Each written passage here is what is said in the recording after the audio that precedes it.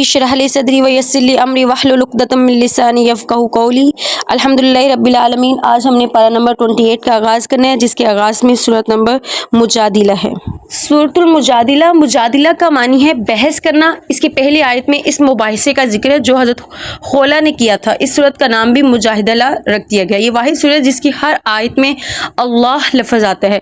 यहाँ पे सबसे पहले ख़ुद सामी अल्लाह कौलल्लती तुजादिलुका फ़ी ज़ौजिहा व तश्की इलल्लाह। यहाँ पे हज़रत खोला रज़ी अल्लाह तआला अन्हा का वाक़या है। हज़रत औस बिन सामित रज़ी अल्लाह तआला अन्हा ने अपनी बीवी हज़रत खोला बिन सलबा रज़ी अल्लाह तआला अन्हा से जब ज़हार कर लिया था और नबी करीम सल्लल्लाहु अलैहि वसल्लम की खिदमत में आई, उस वक्त ज़हार का हुक्म नाजिल नहीं हुआ था। आप सल्लल्लाहु अलैहि वसल्लम ने फरमाया कि मेरे पास इसके मुतल्लिक अभी तक हुक्म नहीं आया, शायद तुम अपने शौहर पर हराम हो चुकी हो। मीन्स जो है शायद उनके डावास हो चुकी हुई थी और उसके बाद जो उन्होंने ज़हार का हुक्म जो है कर लिया था, उसके बारे में भी ये बात चल रही थी। हज़रत खोला बार बार नबी करीम सल्लल्लाहु अलैहि वसल्लम से कह रही थी कि मेरे शौहर ने तलाक का लफ्ज़ नहीं कहा। अल्लाह ताला से फरियाद कर रही थी कि इस पर यह आयत नाजिल हुई। यानी उन्होंने तलाक का लफ्ज़ नहीं कहा था, लेकिन ज़हार का हुक्म जो था वो बात हो चुकी थी। अब ज़हार का कफ़ारा क्या था? जब कोई शख्स अपनी बीवी से ज़हार कर ले तो जब कफ़ारा अदा ना कर ले तो उस वक्त तक बीवी के पास नहीं जा सकता। कफ़ारे की सूरतें जो थी वो 3 बयान की गई थी। सबसे पहले ग़ुलाम आज़ाद कर दे। अगर ग़ुलाम आज़ाद करने की कुदरत ना हो तो वो 2 माह मुसलसल रोज़े रखे। अगर किसी शरई उज़र या बुढ़ापे या बीमारी की वजह से रोज़े ना रख सके तो 60 मस्कीनों को जो है वो 2 वक्त का जो है पेट भरकर खाना खिला दे। फिर यहूद की सरगोशी का जिक्र। यहाँ पे यहूद की आदत थी कि जब मुसलमान को आता हुआ देखते तो आपस में सरगोशी करना शुरू कर देते थे। उनका मकसद ये होता है कि मुसलमान परेशान हो कि शायद हमारे खिलाफ साजिश हो रही है, उनको देख कर भी मुनाफिकीन भी ऐसे करने लगे। इससे मुसलमानों को तकलीफ होती थी। अल्लाह ताला ने फरमाया यहाँ से कि मुसलमानों से कि उनको सरगोशी करने दो, ये उनकी आदत, वो अपनी आदत से मजबूर है। भी मजलिस के आदाब बताए हैं। आप सल्लल्लाहु अलैहि वसल्लम एक मरतबा सफ़र चबूतरे पे तशरीफ़ फरमा थे। कुछ बदरी जो थे अकाबर सहाबा इकराम तशरीफ़ लाए। जगह ना होने की वजह से वो खड़े रहे। आप सल्लल्लाहु अलैहि वसल्लम ने फरमाया सिमट जाओ, फिर भी उनकी जगह ना बनी तो आपने कुछ हज़रात को मजलिस से उठने का फरमाया। मुनाफिकीन ने तंज करते हुए कहा कि मजलिस से उठाया जा रहा है। इस पर आयत नाज़िल हुई कि जब कहा जाए कि सिमट कर बैठो तो सिमट जाओ। मजलिस जो है सदर को ये भी इख्तियार है कि किसी को मजलिस से उठ जाने का हुक्म दे सकता है। यानी ये मजलिस में जो बैठा है शख्स उसको ये इख्तियार है कि वो किसी को भी उठ के जाने का हुक्म दे सकता है ताकि वो आने वाले उनको जगह मिल जाए। फिर मुलाकात से पहले सदका देना। कुछ हज़रात आप सल्लल्लाहु अलैहि वसल्लम से बात करने के लिए तन्हाई का वक्त मांगते, फिर उससे खूब फ़ायदा उठाते और काफ़ी वक्त तक बातचीत करते रहते। कुछ मुनाफिकीन भी इस तरह करने लगे। इस आयत में हुक्म दिया कि जिसने भी आप सल्लल्लाहु अलैहि वसल्लम से तन्हाई में वक्त लेना है तो वो पहले सदका करके आए। जब लोग मोहतात हो गए तो अगली आयत में फिर भी इस हुक्म को मनसूख कर दिया। यानी फिर बाद में लोगों ने कहा कि अब सदका देना पड़ेगा, तो फिर उससे मोहतात हो गए। फिर आप सल्लल्लाहु अलैहि वसल्लम के पास जो वो तन्हाई में ज़रा थोड़ा कम जाने लगे ताकि वो सबको वक्त मिल सके। फिर अज़ब अल्लाह की कामयाबी है। यहाँ अज़ब अल्लाह यानी अहले ईमान का हाल बयान किया गया है। ऐसे कभी नहीं हो सकता कि वो उन लोगों से प्यार करे जो अल्लाह ताला और अल्लाह के रसूल के मुखालिफ हो। अल्लाह ताला कभी भी ऐसे लोगों से प्यार नहीं करता जो अल्लाह और उसके रसूल के मुखालिफ होते हैं। जब अपने बाप या बेटे इस्लाम के खिलाफ कोई बात सुनते हैं तो उनसे इंतकाम लेते हैं। जब बकर सिद्दीक़ रज़ी अल्लाह तआला अन्हा के वालिद अबू कहाफ़ा ने इस्लाम कबूल किया, इस्लाम से कबल जब आप सल्लल्लाहु अलैहि वसल्लम के बारे में कोई नाज़ेबा बात की तो आप रज़ी अल्लाह तआला ने उन्हें थप्पड़ रसीद कर दिया था। अल्लाह ताला ने हज़्बुल्लाह को 2 इनामात फरमाए। दुनिया में अल्लाह ताला और नूर ईमान से उनकी मदद फरमाई, आखिरत में जन्नत और उनकी नेमतें अता फरमाई। अल्लाह ताला ने अपनी रज़ा का सर्टिफिकेट भी अता फरमा दिया। सुबहानअल्लाह। तो हशर है। हशर का एक मानी है जमा करना और इसके मानी जो है खुराज या जिला वतनी के भी हैं। ये जो है दूसरी आयत में मौजूद है। सबसे पहले इसके आगाज़ में बनु नज़ीर का वाक़या है। जब नबी करीम सल्लल्लाहु अलैहि वसल्लम हिज्रत करके मदीना मुनव्वरा तशरीफ़ ले आए तो यहूद से अमन व अमान का मुआहिदा फरमाया और आपस में लड़ाई नहीं करेंगे। उन्होंने ये मायदा किया था कि आपस में हम लड़ाई नहीं करेंगे। अगर किसी ने मदीना पर हमला किया तो मिलकर दिफा भी करेंगे। उन्होंने इस्लाम कबूल कर लिया। फिर आप सल्लल्लाहु अलैहि वसल्लम यहूद के कबीला बनु नज़ीर के पास शराइत मुआहदा लिखने के लिए तशरीफ़ ले गई। उन्होंने साजिश की कि ऊपर से बड़ी चट्टान गिरा देंगे। अल्लाह ताला ने आप सल्लल्लाहु अलैहि वसल्लम को इस मामले से बाखबर किया। आप वहाँ से फ़ौरन वापस तशरीफ़ ले और पैगाम भेजा कि हमारा जो पहले मायदा हमारा तय हुआ था अब वो ख़त्म हो गया है। फिर उनके लिए मुद्दत मुकर्रर की, उनके लिए एक डेट फिक्स कर दी कि इस मुद्दत तक मदीना छोड़कर चले जाएं, नहीं तो फिर जो है उसको निकाल दिया जाएगा। پھر مال فہی کے جو ہے مصارف ہیں، یہاں پہ گزشتہ آیت میں بنو نذیر کا واقعہ ہے، وہ اپنی زمینیں چھوڑ کر چلے گئے تھے. یہ مال فہی جو تھا تاکیوں کے بغیر جو مال فہی تھا نا، کیونکہ یہ بغیر جنگ کے مسلمانوں کو حاصل ہوا تھا. اب یہاں سے مال فہی کے مصارف بیان کیے جائیں. وہ 5 ہیں. آپ صلی اللہ علیہ وسلم نے فرمایا جو ہے قرابت دار، یتیم، مساکین اور مسافر اللہ تعالیٰ کا نام صرف تبرک کے لیے اللہ تعالیٰ کے نام لے کر جو ہے ان کو جو ہے خرچ کیا جا سکتے ہیں. مال فہی وہ ہوتے ہیں جو بنا جنگ کے مسلمانوں کو ملتے ہیں. پھر صحابہ اکرام کا اثار ہے، جہاں یہاں انصار مدینہ کی کیفیت و حالت کو بیان کیا گیا ہے کہ وہ اپنے اوپر مہاجرین صحابہ کو ترجیح دیتے تھے، خصوصاً جب حضرت ابو طلحہ انصاری رضی اللہ تعالیٰ عنہ کا واقعہ جو آپ صلی اللہ علیہ وسلم کے فرمان پر کچھ مہمانوں کو کھانا کھلانے کے لیے اپنے ہاں لے گئے. کھانا کم تھا، انہوں نے بہانے سے چراغ بجھا دیا. مہمانوں نے خوب سیر ہو کر جو ہے کھانا کھایا. تو اگلے دن جب وہ واپس گئے تو آپ صلی اللہ علیہ وسلم نے فرمایا کہ ابو انصاری تمہاری جو تھی دعوت جو ہے اللہ تعالیٰ کو بہت پسند آئی. پھر بنو قینقاع کی شکست کا ذکر ہے. یہاں یہود کے قبیلے بنو قینقاع کا ذکر ہے. انہوں نے بھی آپ صلی اللہ علیہ وسلم کے ساتھ معاہدہ امن کیا تھا، پھر خود ہی جنگ کے لیے تیار ہو گئے. مسلمانوں کے ہاتھ ذلت امیزہ ان کو شکست ہوئی اور مدینہ منورہ سے انہیں جلا وطن کر دیا گیا. پھر منافقین کی شیطان کی طرح ہیں. منافقین جو ہوتے ہیں بالکل شیطان کی طرح ہوتا ہے. شیطان جیسے لوگوں کو کفر پر اکساتے ہیں. جب لوگ کفر اختیار کر لیتے ہیں تو کہتا ہے کہ میں بری ہوں، یا جس طرح سے وہ کہتے ہیں جیسے کہ بدر کے موقع پر اور آخرت میں بھی یہی کریں گے، اور اس طرح منافقین بھی ان کا بھی حال یہی ہوگا. پھر اسماء حسنہ کا ذکر ہے. واللہ لا الہ الا ہو المالک القدوس السلام المؤمن المحیمن العزیز الجبار المتکبر. سورت کے اختتام پر اللہ تعالیٰ کے اچھے ناموں کے ساتھ کیا گیا. آپ صلی اللہ علیہ وسلم نے فرمایا کہ اللہ تعالیٰ کو بے شک اس کے اچھے ناموں یعنی اسوہ حسنہ سے پکارا کرو، اور اللہ تعالیٰ کے نام جو ہے تعداد میں 99 بتائی گئی ہیں. پھر سورۃ الممتحنہ ہے. ممتحنہ کا مطلب ہے امتحان لینے والی. اس صورت میں ان عورتوں کا امتحان لینے کا حکم دیا گیا جو مکہ مکرمہ سے ہجرت کر کے مدینہ منورہ آئی تھیں. دشمن خدا سے دوستی جائز نہیں. یہاں پہ اللہ تعالیٰ فرما رہے ہیں کہ جو اللہ اور اس کے رسول کا دشمن ہے تو اس سے دوستی جو ہے بالکل جائز نہیں. یہاں پہ قریش کو اطلاع کروائی گئی ہے کہ اب وہ معاہدہ باقی نہیں رہا جو ان سے پہلے کفار سے جو ہے صلح کے طور پہ صلح حدیبیہ کے طور پر کیا گیا تھا، لیکن انہوں نے عہد شکنی کی تھی تو اب ان کے ساتھ جو ہے یہ معاہدہ تیار نہیں ہے. آپ صلی اللہ علیہ وسلم نے مکہ پر حملہ کی تیاری شروع فرما دی. مکہ کی ایک عورت سارا نامی جو تھی مالی امداد کے لیے آئی ہوئی تھی.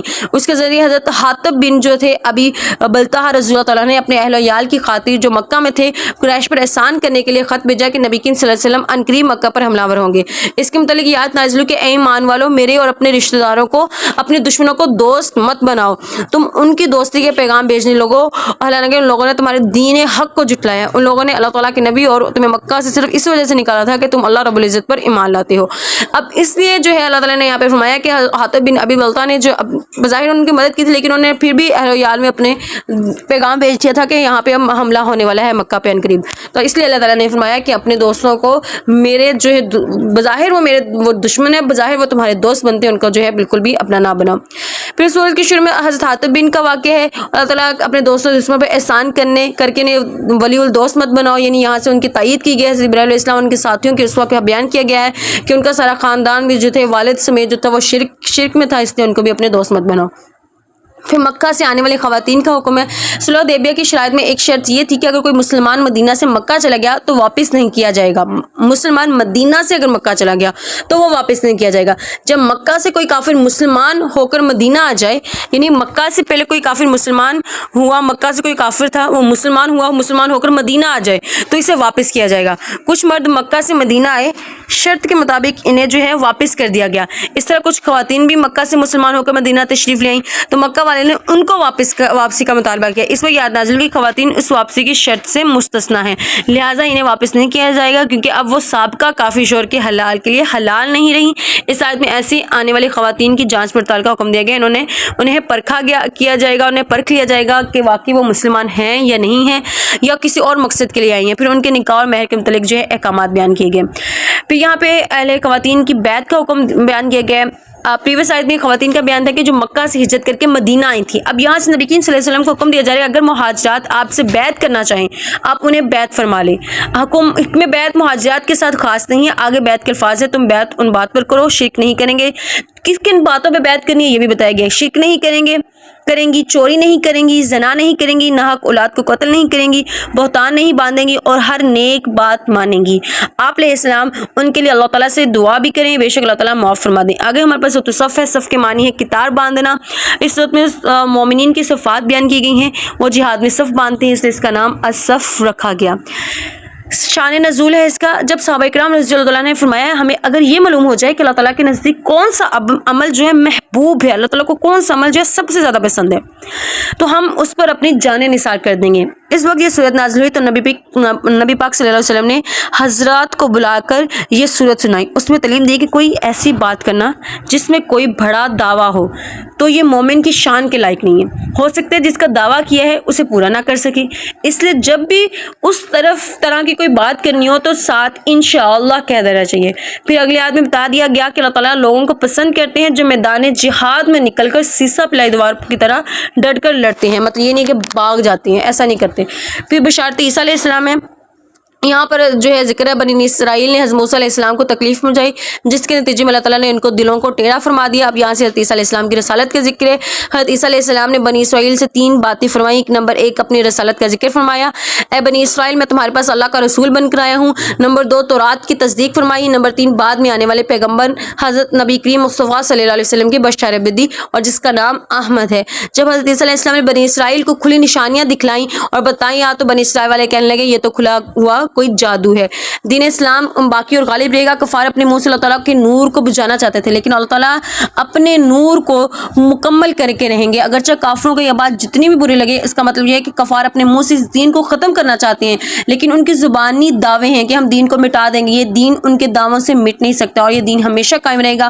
هو الذی ارسل رسولہ بالہدی ودین الحق لیظہرہ علی الدین الکل، دین اسلام غالب رہے گا، لیکن اس سے مراد غلبہ برہانی ہے کہ جس نے بھی نبی پاک صلی اللہ علیہ وسلم کی خدمت میں آ کر دلائل و براہین سے بات کی تو وہ مغلوب ہوا۔ پھر آخر میں اللہ تعالیٰ نے حضرت علیہ السلام کے حواریوں کا تذکرہ فرمایا جنہوں نے حضرت عیسیٰ علیہ السلام کی مدد و نصرت فرمائی تھی۔ سورۃ الجمعہ ہے، اس آیت میں آخری جمعۃ المبارک کے احکامات کو بیان کیے گئے ہیں، خاتم النبیین کی بعثت کے مقاصد بیان کیے گئے، یعنی آپ صلی اللہ علیہ وسلم جو ہیں آخری نبی ہیں، ان کے مقاصد بیان کیے گئے ہیں۔ اللہ تعالیٰ کی آیات پڑھ کر سناتے ہیں، اہل ایمان کا تزکیہ نفوس فرماتے ہیں، یعنی اخلاق، ان کے اخلاق کو بہتر فرماتے ہیں، ان کے اندر عجب، کبر، حسد، بغض اور گندے عقائد سے انہیں پاک کرتے ہیں، قرآن مجید کا معنی سمجھاتے ہیں اور سنت کی تعلیم دیتے ہیں۔ پھر یہود کی مذمت کی گئی ہے، یہود کہتے تھے کہ ہم تورات کو مانتے ہیں، تو تورات بھی نبی پاک صلی اللہ علیہ وسلم کی تورات میں بھی آپ صلی اللہ علیہ وسلم کی صفات مضبوط تھی، یہود انہیں پڑھ بھی چکے تھے، لیکن جب آپ صلی اللہ علیہ وسلم نبی مبعوث ہوئے تو یہودی آپ علیہ السلام پر ایمان نہ لائے تو تورات کی مخالفت کی۔ تو اس کی مثال جو ہے ان کی گدے جیسی ہے جس پہ کتابیں لادی ہوئی ہوں اور ان کا اس کے اوپر بس بوجھ بڑھا دیا جائے، لیکن ان کو اثر کچھ نہیں ہوتا۔ اہل ایمان کے لیے ہدایت ہے، یہاں پہ اللہ تعالیٰ نے اہل ایمان کو ہدایت دی ہے کہ دنیاوی مصروفیت کی وجہ سے دین میں عمل کرنے میں رکاوٹ نہیں آنی چاہیے۔ ایک مرتبہ کچھ صحابی جو ہے تجارتی قافلہ کے آنے کی اطلاع پر آپ صلی اللہ علیہ وسلم کے خطبہ جمعہ میں ارشاد فرمانے کے دوران جو ہے تجارت و رزق کی خاطر چلے گئے۔ اس وقت اس آیت کا نزول ہوا کہ جس میں اہل ایمان کو ہدایت دی گئی کہ اس طرح خطبہ جمعہ کو چھوڑ کر جانا جائز نہیں، اللہ تعالیٰ بہترین رزق دینے والے ہیں، پہلی اذان کے بعد سوائے جمعہ کی تیاری کے لیے خرید و فروخت دیگر دنیاوی انجام جو ہے وہ جائز نہیں، یعنی آپ ان ساری چیزوں کو ترک کر کے صرف جمعہ کی نماز کے لیے آ جائیں۔ پھر سورۃ المنافقین ہے، اس میں منافقین کے نفاق بیان کیے گئے ہیں۔ پھر شہادت خداوندی ہے، سب سے پہلا اس میں جو ٹاپک ہے آغاز کی آیات میں منافق کا طریقہ یہ تھا کہ جب آپ صلی اللہ علیہ وسلم کی خدمت میں آتے تو کہتے کہ ہم دل سے گواہی دیتے ہیں کہ آپ اللہ کے رسول ہیں، جب جیسے ہی وہ کافروں میں چلے جاتے اپنے سرداروں کے پاس چلے جاتے تو ان کو جا کہتے کہ ہم تو جھوٹ بول رہے ہیں، ہم تو بس زبانی کلام کر رہے تھے، ہم تو ایسا نہیں کر رہے تھے۔ اب اس صورت کا جو شان نزول کیا ہے، عرب کا ایک قبیلہ تھا بنو مستلق، مدینہ منورہ پر حملہ کرنے کے لیے تیاری میں مصروف تھا۔ مستلق قبیلہ جو تھا وہ مدینہ منورہ پر حملہ کرنے کی تیاری میں مصروف تھا۔ آپ صلی اللہ علیہ وسلم جو ہے صحابہ کرام کو لے کر خود تشریف لے گئے، انہیں شکست کا سامنا ہوا۔ نبی پاک صلی اللہ علیہ وسلم نے ایک چشمے کے قریب جو ہے پڑاؤ ڈالا، پانی کے معاملے میں ایک مہاجر اور انصاری صحابی کے مابین جو تھی نا تکرار ہوئی، لڑائی ہوگی ان کے درمیان، معاملہ اتنا بڑھ گیا کہ آپ صلی اللہ علیہ وسلم تک جھگڑے تک جا پہنچا۔ نبی پاک صلی اللہ علیہ وسلم نے سمجھایا اور ان کی آپس میں معافی بھی کروائی، ان کی صلح بھی فرمائی۔ واپسی پر حضرت عبداللہ بن ابی نے کہا کہ مہاجرین کو اتنا سر پر نہ چڑھاؤ کہ وہ ہاتھ اٹھانے لگ جائے، اور کہا کہ مدینہ پہنچ کر عزت والے جو ہیں یعنی منافقین جو ہیں ذلت والے مہاجرین کو نکال دیں گے۔ حضرت زین بن ارقم رضی اللہ تعالیٰ نے یہ بات سن کر آپ صلی اللہ علیہ وسلم کو بتایا تو عبداللہ بن ابی نے انکار کر دیا۔ مدینہ منورہ پہنچنے سے پہلے پھر یہ صورت نازل ہوگی جس میں حضرت زید بن رضی اللہ تعالیٰ عنہ کی تصدیق ہوئی اور منافقین کے نفاق کو بھی کھول کر بیان کیا گیا۔ پہلے حضرت زید بن ابی رضی اللہ تعالیٰ نے یہ بات کی تھی کہ جو عزت والے جو یہ جو منافقین ہیں نا، جو عزت دار بنے پھرتے ہیں، وہ کیا کریں گے، مہاجرین جو ہیں ان کو بظاہر ان کو ذلت والے کہتے ہیں، ان کو نکال دیں گے۔ تو پھر جب آپ صلی اللہ علیہ وسلم تک بات پہنچی تو ڈر گئی حضرت زید بن ارقم، کہیں میں نے کوئی بات غلط نہ کر دی ہو، مجھے ایسا لگا۔ پھر انہوں نے انکار کر دیا کہ نہیں ایسا نہیں ہے۔ پھر آپ صلی اللہ علیہ وسلم پر جب یہ صورت کا نزول ہوا تو پھر آپ صلی اللہ علیہ وسلم نے ان کی تصدیق کی کہ بے شک زید بن رضی اللہ تعالیٰ عنہ کی تصدیق، انہوں نے جو بات کی تھی، انہوں نے منافقین کے اندر جو نفق تھا اس کو کھول کے بیان کیا تھا کہ منافقین اپنے دل میں کیا رکھتے ہیں، انہوں نے وہ چیز کو بیان کیا تھا۔ عبداللہ بن ابی کو جواب دیا گیا کہ اصل میں عزت اللہ تعالیٰ نبی پاک صلی اللہ علیہ وسلم اور آپ صلی اللہ علیہ وسلم کے اصحاب کے لیے ہے، لیکن منافقین کو اس کا علم نہیں تھا۔ پھر سورۃ التغابن کا ذکر ہے، اس کے سٹارٹنگ میں جو ہے اللہ تعالیٰ کی تخلیقات کا ذکر ہے کہ اللہ تعالیٰ نے انسان کو پیدا کیا، اور اس کا تقاضا یہ ہے کہ جب انسان اللہ تعالیٰ کی عبادت کرے، ایسا نہ ہو سکتا کیونکہ بعض کافر ہو گئے، بعض مومن ہو گئے، کچھ انسان سب کو مومن کافر سب کو اللہ تعالیٰ نے پیدا کیا، لیکن کچھ ان میں سے مسلمان ہوئے، کچھ نے اللہ تعالیٰ کی عبادت کی، کچھ نے سرکشی کی۔ ہار جیت کے دن کفار، اب یہاں پہ کفار کی حیثیت کے بیان کیا جا رہا ہے۔ جب تغابن یعنی قیامت کے دن کو کہتے ہیں، اس کے معنی ہے ہار جیت کا دن۔ جب قیامت کے دن اللہ تعالیٰ اہل جنت کو جنت میں داخل فرمائیں گے تو اس وقت جو ہے کفار جو ہیں اس وقت اس بات پر حسرت کریں گے، اس بات کی خواہش کریں گے کاش ہم دنیا میں جو ہے اہل جنت کی طرح اعمال کرتے تو ہم بھی ان کے ساتھ جنت میں جاتے۔ پھر ازواج اولاد کی دشمنی کا مطلب ہے یہاں بیوی اور بچوں کا ذکر کیا جا رہا ہے کہ بیوی بچے انسان کے دشمن ہیں، لیکن یہاں ہر بیوی بچے کے متعلق نہیں ذکر، اس سے مراد وہ بیوی بچے ہیں جو انسان کے لیے دین پر عمل کرنے میں رکاوٹ بنے، اگر وہ اس سے باز آ جائیں تو انسان کو ان سے درگزر کرنا چاہیے کیونکہ اللہ تعالیٰ بھی معاف فرمانے والے ہیں۔ یہاں پہ ذکر یہ ہے کہ کچھ بچے جو ہیں والدین کے لیے آزمائش ہوتے ہیں کہ والدین تو دین کے راستے پہ ہوتے ہیں لیکن اولاد جو ہے بھٹک جاتی ہے، وہ غلط راستے پہ چلے جاتی ہے۔ اب کچھ ایسا ہوتا ہے کہ والدین کفر کے راستے پہ ہوتے ہیں، بچے جو ہوتے ہیں دین کے راستے پہ ہوتے ہیں، تو والدین کو بھی چاہتے ہیں کہ دین کے راستے پہ لیں لیکن وہ نہیں آتے، جیسے کہ حضرت ابراہیم علیہ السلام کے ساتھ ایسا ہوا تھا۔ اب جیسے کہ جو ہے یزید تھا، ان کے والدین ایک راستے پہ تھے لیکن یزید جو تھا وہ غلط راستے پہ آ گیا۔ اب سورۃ الطلاق ہے، اس میں طلاق کے احکامات بیان کیے جا رہے ہیں، شوہر اور بیوی کے تقوی اختیار کرنے کی ترکیب دی جا رہی ہے۔ اب طلاق دینے کا طریقہ کیا ہے، سب سے آغاز میں اس کا طلاق دینے کا طریقہ بتایا گیا ہے۔ جب مرد اور عورت نکاح کے ذریعے رشتہ قائم ہو جائے تو کوشش کرنی چاہیے کہ طلاق نہیں دینی چاہیے۔ ہاں اگر میاں بیوی کے درمیان معاملات میں اتنی کشیدگی پیدا ہو جائے کہ جس کی وجہ سے طلاق دینے کی نوبت آ جائے تو یہاں طلاق دینے کا طریقہ سمجھایا گیا ہے کہ نمبر ایک طلاق یعنی رجعی طلاق دی جائے، نمبر 2 ایسے طہر میں طلاق دی جائے جس میں شوہر نے اپنی بیوی سے جمع نہ کیا ہو۔ یعنی طلاق رجعی دینے کا فائدہ یہ ہوگا کہ اگر میاں بیوی کے درمیان وہ غلط فہمی یا وہ غصہ جس کی وجہ سے طلاق دی جا رہی ہوگی تو دوبارہ رجوع کرنے کے ذریعے اپنے نکاح کا رشتہ قائم کر سکیں گے۔ اب جماع کے بغیر والے طہر میں طلاق دینے کا فائدہ یہ ہوگا کہ اگر عورت کی عدت لمبی نہیں ہوگی، طلاق رجعی کی عدت کے دوران عورت اپنے شوہر کے گھر میں رہ کر عدت گزارے گی تو اس مدت کا نفقہ جو ہے شوہر کے ذمہ ہوگا، نفقہ جو ہے وہ شوہر کے ذمہ ہوگا، نہیں اگر وہ حاملہ ہوتی ہے تو اس کی ذمہ داری شوہر پہ ہوگی۔ اچھا، عائشہ اور حاملہ کی عدت، یہاں مختلف عورتوں کی عدت کو بیان کیا جائے۔ عائشہ وہ عورتیں ہیں جن کو ماہواری نہیں آتی، عمر کم ہونے کی وجہ سے یا عمر بہت زیادہ ہونے کی وجہ سے۔ اب طلاق کے بعد ان کی عدت 3 ماہ ہے۔ حاملہ عورت کی عدت جو ہے وضع حمل ہے، آفٹر حمل کے بعد یعنی بچے کی پیدائش کے بعد جو ہے وہ عدت پوری ہو جائے گی، یعنی ان کی پیدائش کے بعد جو ہے وہ دن پورے ہوتے ہیں نا تو ان کی عدت بھی پوری ہو جاتی ہے۔ قدرت خداوندی جو ہے یہاں پہ انسان کو سمجھایا رہا ہے کہ اللہ تعالیٰ کائنات میں پھیلی ہوئی بے شمار قدرتی نشانیاں دیکھ کر اپنی عقلوں کو تسلیم کر کے استعمال کر کے اللہ تعالیٰ پر ایمان لانے کے لیے تو اللہ تعالیٰ بے شک ایمان لانے والوں کو پسند فرماتے ہیں۔ پھر سورۃ التحریم ہے، اس سورۃ میں اس واقعے کا ذکر ہے جس میں نبی کریم صلی اللہ علیہ وسلم نے اپنے شوہر اپنے اوپر جو ہے شہد کو حرام قرار دیا تھا، اس وجہ سے اس کا نام تحریم رکھا گیا۔ اب اس کا شان نزول کیا، آپ صلی اللہ علیہ وسلم کا مقبول مبارک یہ تھا کہ آپ صلی اللہ علیہ وسلم عصر کے بعد ترتیب وار جو ہے اپنی وائفز کے گھر میں ازواج مطہرات کے گھر تشریف لے جاتے۔ حسب مقبول جو ہے آپ جو ہے زینب رضی اللہ تعالیٰ عنہ کے گھر تشریف لے گئے، انہوں نے آپ کو شہد پیش کیا، اس کے بعد آپ صلی اللہ علیہ وسلم عائشہ رضی اللہ عنہ کے پاس تشریف لے گئے تو انہوں نے کہا کہ آپ نے مغافیر کھایا ہے تو آپ نے فرمایا نہیں، انہوں نے کہا کہ مجھے خوشبو محسوس ہے۔ اب عائشہ رضی اللہ عنہ تھوڑی سی چھوٹی عمر کم عمر کی تھی تو آپ صلی اللہ علیہ وسلم جب بھی آتے تھے وہ اپنی کسی وائف سے آتے تھے نا، وہ ایک تھوڑا سا جیل سے بھی فیل کرتی تھی، تھوڑا سا وہ اس طرح سے مطلب بچکانا ٹائپ نہ پیار کیا کرتی تھی، تو آپ صلی اللہ علیہ وسلم نے کبھی بھی ان کو منع نہیں کیا۔ اب وہ زینب رضی اللہ عنہ کے گھر سے آئے تھے اور شہد پیش کیا گیا تو وہ شہد جو ہے نا وہ نوش کر کے آئی تھی، تو جب حضرت عائشہ رضی اللہ عنہ کے پاس تشریف لے گئے تو انہوں نے کہا کہ آپ نے مغافیر کھایا ہے، آپ نے فرمایا نہیں، تو انہوں نے کہا کہ میں نے تو خوشبو محسوس کی ہے۔ آپ صلی اللہ علیہ وسلم نے قسم کھا لی کہا کہ میں شہد نہیں پیوں گا. اب اس کے بعد انہوں نے عائشہ سے کہا کہ عائشہ میری قسم ہے کہ اس کے بعد جو ہے میں شہد نہیں پیوں گا. تو حضرت عائشہ رضی اللہ عنہ یہاں پہ خوش ہو گئی. تو اس وقت جو یہ آیت نازل ہوئی اور اظہار شفقت جو ہے آپ صلی اللہ علیہ وسلم نے کہا کہ آپ نے اپنی بیویوں کی خوشنودی حاصل کرنے کے لیے حلال چیز یعنی شہد کو حرام قرار کر کیوں کر دیا. اللہ تعالیٰ نے اس چیز کو ناپسند فرمایا کہ آپ نے اپنی بیوی کی خوشنودی حاصل کرنے کے لیے جو میں نے چیز حلال کر دی ہوئی تھی آپ نے کیوں قسم کھائی اور اس کو کیوں حرام کر دیا. تو آپ صلی اللہ علیہ وسلم نے قسم توڑ کر جو اس کا کفارہ ادا کیا. پھر آگے آیات میں پھر اس کی پوری جو ہے آگے تفصیل موجود ہے. پھر اہل ایمان کو خالص توبہ کرنے کا حکم دیا اللہ تعالیٰ نے. اے ایمان والو خالص توبہ کرو. حضرت علی رضی اللہ تعالیٰ عنہ فرماتے تھے کہ خالص توبہ یہ ہے کہ جو گناہ کیا ہے اس پر آدمی کو ندامت ہو جائے, جو فرض چھوڑ دیا تھا اس کی قضا کر لے, کسی کا مال لیا تھا تو اس کو واپس کر دے, کسی سے زیادتی کی تو اس سے معافی مانگ لے, آئندہ گناہ نہ کرنے کا عزم کر لے. جس طرح نفس کو گناہ کرتے دیکھا اس طرح نفس کو اللہ تعالیٰ کی اطاعت کرتے بھی دیکھے ہیں. خالص توبہ کرنے پر گناہوں کی معافی کا وعدہ ہے اور ایسے باغات ملیں گے جس کے نیچے نہریں بہتی ہوں گی, اور اللہ تعالیٰ ہمیں خالص توبہ کرنے والوں کی توفیق عطا فرمائے, آمین. نیکسٹ ہمارے پاس پارہ نمبر 29 میں سورۃ ملک ہے. اس سورت کی پہلی آیات میں لفظ ملک ہے. اس کے معنی ہے بادشاہت, یعنی اللہ تعالیٰ کی بادشاہت ہے, اس لیے سورت کا نام ملک رکھا گیا. اور اس سورت کی فضیلت یہ ہے کہ یہ قبر سے نجات دلانے والی ہے. اللہ تعالیٰ کی سب سے پہلے اس کے آغاز میں اللہ تعالیٰ کی صفات ہیں.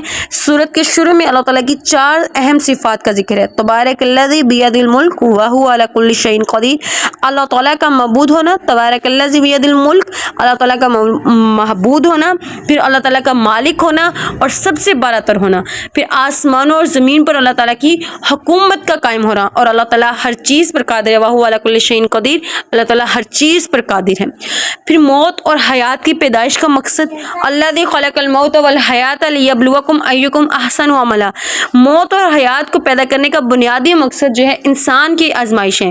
یعنی موت اور دنیاوی زندگی یہ دونوں انسان کی آزمائش ہیں. دنیا میں کون اچھی اعمال کرتا ہے, اللہ نے فرمایا کون زیادہ اچھے اعمال کرتا ہے. اس سے معلوم ہوا کہ قیامت کے دن اعمال کو گنا نہیں جائے گا بلکہ اس کا وزن کیا جائے گا. ہم سمجھتے ہیں اعمال کو گنیں گے کہ ہم نے اتنے اچھے مال کی, یہ چیز نہیں, اعمال کا وزن کیا جائے گا, اعمال کو تولا جائے گا.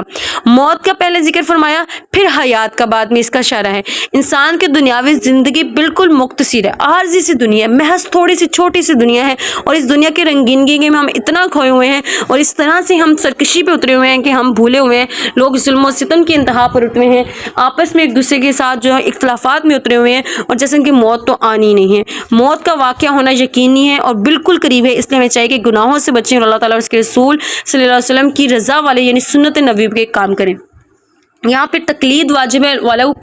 وقالوا لو كنا نسمع او نعقل ما كنا في اصحاب السعير, وہ لوگ کہیں گے کاش ہم کسی کی بات سن لیتے یا خود ہی عقل سے کام لے لیتے. یہ جب جہنم میں ان کو داخل کیا جا رہا ہوگا غفار کو, تو وہ اپنے گناہوں کا اعتراف بھی کریں گے, تو اللہ تعالیٰ کی طرف سے انہیں جواب دیا جائے گا کہ اہل جہنم اب جہنم دفع ہو جاؤ, اب جہنم میں تم چلے جاؤ, اب جہنم واصل ہو گئی ہے تم پہ, اب تم جہنم میں جاؤ گے اور وہیں رہو گے. میں نے دنیا میں تمہیں بہت سمجھایا تھا, بہت تمہیں انبیاء اکرام بھیجے تھے, تم نے سارے انبیاء اکرام کی جو ہے وہ نافرمانی کی, ان کے ساتھ سرکشی کی. اس آیت سے جو ہے تقلید کا ثبوت ہو رہا ہے کہ اس لیے تقلید کرنا واجب ہے. تقلید کے بغیر انسان کبھی بھی شریعت پر عمل نہیں کر سکتا. عمل کرنا تو دودھ کی بات ہے, تقلید کے بغیر انسان کو عمل میں بھی جو ہے وہ عمل نہیں مل سکتا. تقلید سے مراد یہ ہے کہ انسان اگر کوئی عمل کرے تو اللہ تعالیٰ کا شکر ادا کرے کہ اللہ تعالیٰ نے ہمیں سن لینے اور اس پر عمل کرنے کی توفیق عطا فرمائی. پھر کفار کی حکامت کا ذکر ہے. حماقت یہ تھی کفار جو بہت بیوقوفیاں کرتے تھے, ان کی بیوقوفیوں کی وجہ سے آپ صلی اللہ علیہ وسلم کی مخالفت پہ اتراتے تھے. وہ آپ صلی اللہ علیہ وسلم کی مخالفت کی وجہ سے یہ کہا کرتے تھے کہ جب محمد صلی اللہ علیہ وسلم فوت ہو جائیں گے تو دین اسلام ختم ہو جائے گا. معاذ اللہ ایسا ہو ہی نہیں سکتا تھا. وہ نبی آپ صلی اللہ علیہ وسلم کی موت کا انتظار کرتے تھے. یہاں انہیں بتایا جا رہا ہے کہ یہ تمہاری حماقت ہے.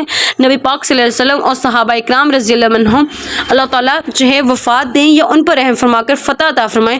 تم دونوں صورتوں میں کوئی بھی نفع نہیں ہوگا, تم ہر حال میں عذاب کا تمہیں سامنا کرنا پڑے گا. نیکسٹ ہمارے پاس سورۃ قلم ہے. اس میں قلم کا ذکر اللہ تعالیٰ نے قسم کھائی ہے, اس مناسبت سے جو اس کا نام قلم رکھا گیا ہے.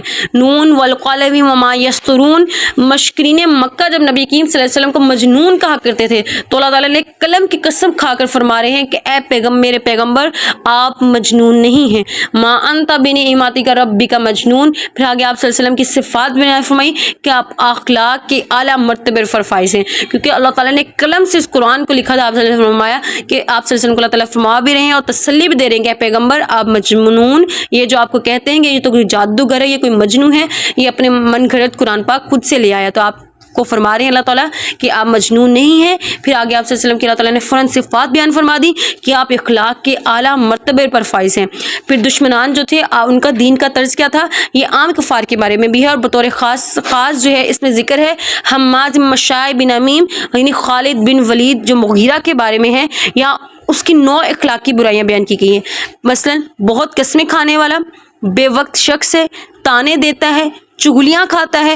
اے پیغمبر اس کی اور اس جیسے دوسرے کفار کی بھی یہی خواہش ہے کہ آپ دین کے معاملے میں ڈھیلے پڑ جائیں، لیکن آپ ان کی باتوں میں نہ آئیں. یعنی وہ آپ کے سامنے کیا آگے کرتے تھے، وہ خالد بن ولید جو مغیر تھے وہ تھے کافی یعنی منافقین میں سے تھے، آپ صلی اللہ علیہ وسلم کے دشمنوں میں سے تھے، لیکن جب آپ صلی اللہ علیہ وسلم کے سامنے آتے تو بات کرتے ہوئے کہتے تھے میں قسم کھاتا ہوں، میں تو ایمان لے آیا ہوں، میں یہ کر لوں گا. یعنی آپ صلی اللہ علیہ وسلم کے بعد سامنے قسم کھاتے تھے. آپ صلی اللہ علیہ وسلم کا دل کبھی نرم پڑ جاتا تھا. تو آپ صلی اللہ علیہ وسلم کو یہاں اللہ تعالیٰ فرما رہے ہیں کہ آپ دین کے معاملے میں ڈھیلے نہ پڑیں. یہ تو چاہتے ہیں کہ آپ ڈھیلے پڑ جائیں، لیکن آپ ان کی باتوں میں بالکل بھی نہ آئیے گا. پھر یہاں پہ باغ والوں کا واقعہ ہے. کفار کہتے تھے کہ اللہ تعالیٰ ہم سے راضی ہیں، انا بلوناہم کما بلونا اصحاب الجنہ، اور اس کی دلیل یہ ہے کہ اللہ تعالیٰ نے ہمیں وافر مقدار میں مال عطا فرمایا، اس لیے کفار کہتے تھے کہ اللہ تعالیٰ ہم سے تو راضی ہیں. یہاں پھر ان باغ والوں کا واقعہ بیان کیا گیا. کفار کو تنبیہ کی گئی ہے کسی کا مال و دولت جو ہے اس کو ملنا اس کی عنداللہ یعنی محبوبیت کی دلیل نہیں ہے، یعنی اللہ تعالیٰ کی محبوب ہونے کی دلیل نہیں. اگر کسی کے پاس مال بہت زیادہ ہے اس کا مطلب یہ نہیں کہ اللہ تعالیٰ اس سے بہت محبت فرماتے ہیں، ایسا نہیں ہے. لیکن بعض دفعہ مال کا ملنا آزمائش کے لیے بھی ہوتا ہے، جس طرح باغ والوں کو اللہ تعالیٰ نے خوب نوازا تھا، لیکن پھر یہی ان کا مال جو ہے ان کے لیے آزمائش کا ذریعہ بن گیا. جب انہوں نے نافرمانی کی اور ناشکری پر اترے تو اللہ تعالیٰ نے ان کے لیے باغ کو نیست و نابود فرما دیا. اب یہ باغ کا واقعہ یہ ہے کہ ایک شخص بہت نیک دل نک شخص تھا، اور اپنے باغ کی جو پیداوار تھا اس کے انگوروں کا باغ تھا. انگوروں کا باغ بھی، انگور بھی اتنے بڑے بڑے انگور لگتے کہ وہ لوگ جو تھے بڑے خوشی سے لے. اب جیسے وہ باغ کی کاشت ہوتی تو باغ کا جب پھل آتا تو وہ سارے گاؤں کے جو یتیم غریب مسکین لوگ تھے نا وہاں سے پھل لینے آ جاتے. جب اس شخص کی وفات ہوگی تو اس کے بیٹوں نے کیا کیا، آپ ظاہر پتہ ان کی وراثت میں آیا. ان کے بیٹوں نے کہا کہ ہم جو ہے ابا جان کرتے تھے کہ لوگوں میں تقسیم کرتے تھے، ہم ایسا نہیں کریں گے. ان خوب پھل ہوا، اس سال بھی اچھا خاصا پھل لگا. اب جیسی کاشت کی باری انہوں نے کہا کہ ہم رات کو نا اندھیرے میں جائیں گے اور سارا باغ جو ہے نا سارا پھل جو توڑ کے گھر لے آئیں گے اور کسی غریب مسکین کو پتہ نہیں چلنے دیں گے. اب وہ سارے بھائی جو تھے باغ کی طرف چل پڑے، اور جب پہنچے تو وہاں پہ باغ تباہ ہوا پڑا تھا، نیست و نبود ہوا تھا. وہ کہنے لگے کہ شاید ہم لوگ غلط رستے پہ آ گئے. ان میں سے ایک نے کہا کہ نہیں یہی ہمارا باغ ہے. تو ان میں سے ایک جو بڑا تھا تھوڑا سمجھدار تھا، اس نے کہا کہ دیکھو تم نے اللہ تعالیٰ کی ناشکری کی اور تم نے کہا کہ میں غریبوں مسکینوں کو کھانا نہیں دوں گا. اب دیکھو اللہ تعالیٰ نے ہمارے ساتھ یہ کیا، ہمارے ہی باغ کو نیست و نبود فرما دیا. تو اب یہاں پہ انہوں نے پھر کہا کہ نہیں اللہ ہم جو ہے توبہ فرماتے ہیں اور ہم تمام غریبوں مسکینوں کو کھانا تقسیم کریں گے. اگلے دن وہ جب صبح دوبارہ پھر باغ میں تشریف لائے تو انگور کے گوشے اتنے بڑے تھے کہ جو خچر کے اوپر جو تھا نا ایک انگور کی جو ہوتی ہے نا، ایک انگور کی جو ڈنڈی ایک شاخ ہوتی ہے، ایک انگور کا گوشہ جو تھا ایک خچر کے اوپر، ایک گدھے کے اوپر وہ لاد کے لے کے جا رہے تھے. ایک انگور کا گچھے کو وہ خچر کے اوپر لاد کے لے کے جا رہے تھے. پھر اللہ تعالیٰ نے ان کو اتنا مال دیا. یہاں پہ پھر آپ صلی اللہ علیہ وسلم کی حفاظت کا ذکر ہے. اللہ تعالیٰ فرماتے ہیں کہ ان کافروں کو جب نصیحت کی جا رہی ہوتی ہے تو یہ آپ صلی اللہ علیہ وسلم کو ایسے گور کر دیکھتے ہیں جیسے اپنی آنکھوں سے پھسلا دیں گے اور راہ حق سے ہٹا دیں گے. اس کا ایک یہ مطلب بھی ہے کہ مکہ میں ایک شخص تھا، اس کی جو ہے نظر بد لگتی تھی. اہل مکہ نے کہا محمد صلی اللہ علیہ وسلم کو نظر لگاؤ، تو اللہ تعالیٰ نے اپنے محبوب کی اس سے حفاظت فرمائی. اگر کسی کو نظر بد لگ جائے تو یہ آیت پڑھ کے دم کر لیا کریں، انشاءاللہ تعالیٰ نظر کا اثر ختم ہو جائے. یہ آخری آیت ہے وَإِيَّقَادُ الَّذِينَ كَفَرُوا لِيُزْلِقُونَكَ بِأَبْصَارِهِمْ لَمَّا سَمِعُوا الذِّكْرَ وَيَقُولُونَ لَمَجْنُونٌ. یہ آیت جو ہے اگر کسی کو نظر بد لگ جائے یہ اس کے لیے فائدہ مند ہے. سورۃ الحاقہ کا قیامت کو کہتے ہیں چونکہ اس کی پہلی آیات میں ہی قیامت کا بیان ہے. قیامت برحق ہے. سورت کے شروع میں قیامت کی قائم کو بیان کیا جا رہا ہے کہ وہ ہو کر رہے گی، اس لیے قیامت کے وقوع کا ماننا ضروری ہے. پھر آگے اللہ تعالیٰ نے ایک سابقہ اقوام یعنی قوم سمود، قوم عاد، قوم فرعون، قوم نوح کی تباہی اور بربادی کا ذکر کیا ہے، اور انہوں نے انبیاء کرام کی تکذیب کی تھی، ان کی نافرمانی کی تھی. اہل جہنت اور جہنم کا ذکر ہے. یہاں اہل جنت اور اہل جہنم کو پیش آنے والے حالات کا تذکرہ ہے. اہل جنت کا نامہ مال دائیں ہاتھ میں ہوگا اور جنت کی بے شمار نعمتوں میں ہوں گی. اہل جہنم کا نامہ مال بائیں ہاتھ میں ہوگا، اس طرح کے وہ طرح طرح کے عذاب میں ہوں گے. قرآن کریم اللہ تعالیٰ کی کتاب ہے. فلا اقسم بما تبصرون وما لا تبصرون. یہاں اللہ تعالیٰ قسمیں کھا کر فرما رہے ہیں کہ یہ کلام قرآن کریم کسی شاعر کا نہیں ہے، یہ کلام جو ہے کاہن کا کلام نہیں ہے، بلکہ یہ کلام تمام جہانوں کے پروردگار پروردگار کی طرف سے اتارا گیا ہے۔ اس سے مشکرین کی تردید بھی ہوگی۔ آپ صلی اللہ علیہ وسلم کو وہ کاہن اور شاعر کہا کرتے تھے، اور یہ بھی کہتے تھے یہ کلام کسی کاہن سے سن کر لے آتے، یعنی کوئی جادوگر ہے، یہ تو کلام جو ہے خود سے گھڑ کے لے آئے ہیں، بلکہ یہ جو ہے کوئی شاعر ہیں جو کلام لکھ کے لا رہے ہیں۔ تو اللہ یہاں پہ فلا اقسم بما تبصرون، یہ اللہ تعالیٰ قسم کھا کے فرما رہی ہے یہ کلام کسی شاعر یا کاہن کا کلام نہیں ہے۔ اور امام الانبیاء کی نبوت کی حفاظت حقانیت بیان فرما رہی ہے۔ یہاں ایک اصول بیان فرما رہے ہیں کہ نعوذ باللہ اگر کوئی شخص نبوت کا جھوٹا دعویٰ کرے، پھر اللہ تعالیٰ کی طرف کسی ایسی بات کو منسوب کرے جو اللہ تعالیٰ کی طرف سے نہیں ہے، تو اللہ ایسے شخص کو دنیا میں ذلیل و رسوا کرتے ہیں، جیسے کہ فرعون کو جو اللہ تعالیٰ نے ذلیل و رسوا کیا۔ اگر بفرض معارض محال جو ہے نبی پاک صلی اللہ علیہ وسلم کی دعوی نبوت غلط ہوتا تو آپ صلی اللہ علیہ وسلم جو ہے کے ساتھ بھی یہی معاملہ ہوتا۔ تو اس سے معلوم ہوا کہ آپ صلی اللہ علیہ وسلم جو ہے اللہ تعالیٰ کی طرف سے برحق تھے، اور جو ہے وہ بالکل سچ بات کو ہے وہ لے کے آئے تھے۔ تو آج ہم یہیں تک رکھتے ہیں، انشاءاللہ پھر کل سے سورۃ المعارج پارہ نمبر 29 کی سورۃ المعارج کا آغاز کریں گے۔ اللہ تعالیٰ ہمیں قرآن مجید کو سننے اور اس پر سمجھنے کی اور اس پر عمل کرنے کی توفیق عطا فرمائے۔ وآخر دعوانا ان الحمد للہ رب العالمین۔